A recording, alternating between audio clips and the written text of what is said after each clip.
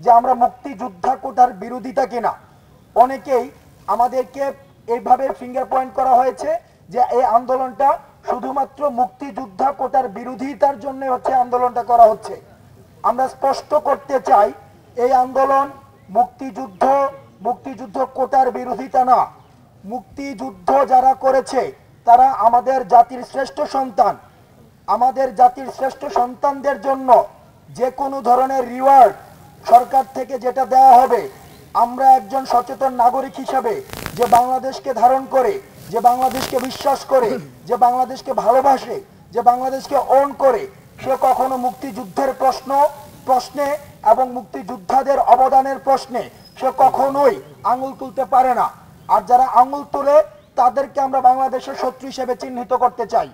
আমরা কখনোই মুক্তিযোদ্ধাদের রিওয়ার্ড নিয়ে আমরা কখনো প্রশ্ন তুলিনি। তাহলে আমরা প্রশ্ন তুলেছি মুক্তিযোদ্ধাদের নাতিপুতিদের যে কোটাটা দেওয়া হয়েছে, যে কোটাটাকে যদি আমরা একটু এক্সপান্ড করতে চাই, সেটা পুষ্য কোটা নামে যেটা কোটাটা রয়েছে, আমরা সেই কোটার বিরোধিতা করছি।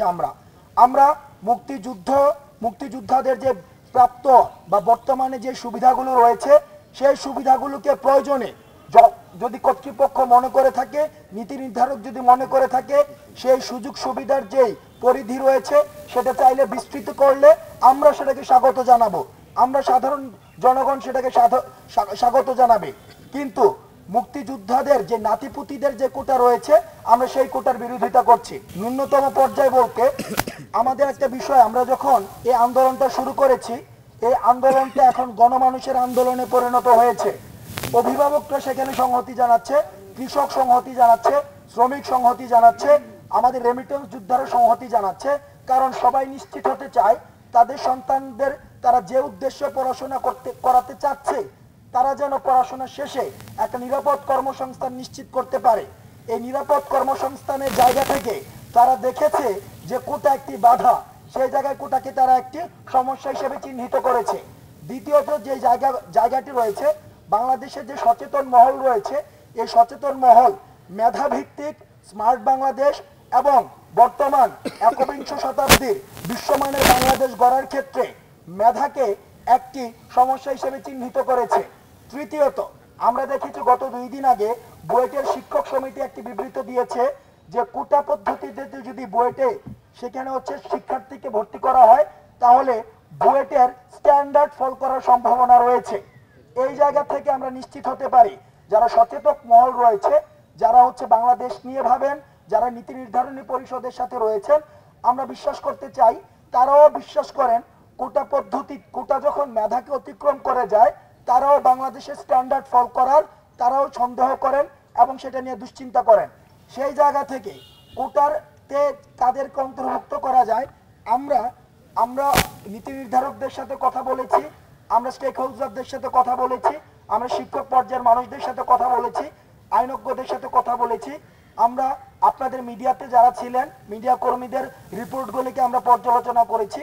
আমরা টিভি টক শো এই বিষয়গুলিকে পর্যালোচনা করে আমরা দেখেছি যে কোটা শুধুমাত্র প্রতিবন্ধীদের ক্ষেত্রে, ক্ষুদ্র নিগোষ্ঠীদের ক্ষেত্রে এবং মুক্তিযোদ্ধাদের সন্তানদের ক্ষেত্রে প্রযোজ্য হতে পারে।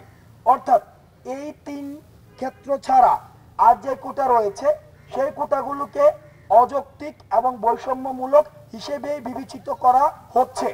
সেই জায়গাগুলো থেকে এখন প্রশ্ন আসে কোটা কত % হওয়া উচিত। আমরা যখন প্রত্যেকটি স্টেক হোল্ডারদের সাথে আমরা আলোচনা করেছি, পর্যালোচনা করেছি, সব জায়গা থেকে আমরা যে বিষয়, বিশেষ করে স্টুডেন্ট পালস, আজকে যদি আপনারা সোশ্যাল মিডিয়াতে বা আমরা যখন এই বিষয়গুলো নিয়ে কাজ করছিলাম মিডিয়াতে, সোশ্যাল মিডিয়াতে, বিশেষ করে ঢাকা বিশ্ববিদ্যালয়, চট্টগ্রাম বিশ্ববিদ্যালয়, জাহাঙ্গীরনগর বিশ্ববিদ্যালয়, রাজশাহী বিশ্ববিদ্যালয়গুলোতে থেকে আমাদেরকে প্রতিনিয়ত আমরা দেখেছিলাম ফিল্ড অ্যাসেসমেন্টে যেটা এসেছে 5% কোটা, সেটা হচ্ছে ন্যূনতম এবং যৌক্তিক পর্যায়। কারণ আমরা আমাদের নির্বাহী বিভাগ বা আমাদের সরকার যে মেধাভিত্তিক এবং হচ্ছে স্মার্ট বাংলাদেশ স্বপ্ন দেখে, সেই স্মার্ট বাংলাদেশ বিনির্মাণের নেতৃত্বের মধ্যে মেধাকেই হচ্ছে প্রধান প্রায়োরিটি দেওয়া উচিত বলে আমরা বিশ্বাস করি। সেই জায়গা থেকে শুধুমাত্র 5% কোটাকে আমরা যৌক্তিক হিসেবে আমরা বিবেচনা করছি, অর্থাৎ 5% কোটা রাখা যেতে পারে। সবশেষে আমার জায়গা থেকে একটা ক্লারিফিকেশন দিচ্ছি, সেটি হচ্ছে আমরা জেনেছি, আমাদের কাছে খবর এসেছে যে একটি রিট করা হয়েছে হাইকোর্টে। এখন রিটের যে রেজাল্ট সে বিষয়ে আমরা জানি না। রিট সেটা 18 সালের পরিপত্রটাকে স্থগিতও করতে পারে, অথবা যে 18 সালে যে 5 জুনে যে সিদ্ধান্তটা নেওয়া হয়েছে সেটাকেও বহাল রাখতে পারে। যে রিট হয়েছে সে বিষয়ে আসলে আমাদের কোনো মন্তব্য নেই, কারণ ওই বিষয়ে আন্দোলনকারীদের কোনো সম্পৃক্ততা নেই। কারণ আমরা যখন 4 দফা থেকে 1 দফাতে আমরা শিফট করেছি, সেই সময় আমরা নিশ্চিত করেছি আমাদের আন্দোলনের মূল দাবিটা হচ্ছে নির্বাহী বিভাগের কাছে। যেহেতু নির্বাহী বিভাগের কাছে, সুতরাং বিচার বিভাগ থেকে যে কোনো সিদ্ধান্তকে আমরা সর্বোচ্চ সম্মান দেই, সর্বোচ্চ স্বাগত জানাই। কিন্তু আমাদের মূল দাবিটা যেহেতু নির্বাহী বিভাগের কাছে, আমাদের আন্দোলনটা নির্বাহী বিভাগকে অ্যাড্রেস করে আমাদের আন্দোলনটা চলমান থাকবে।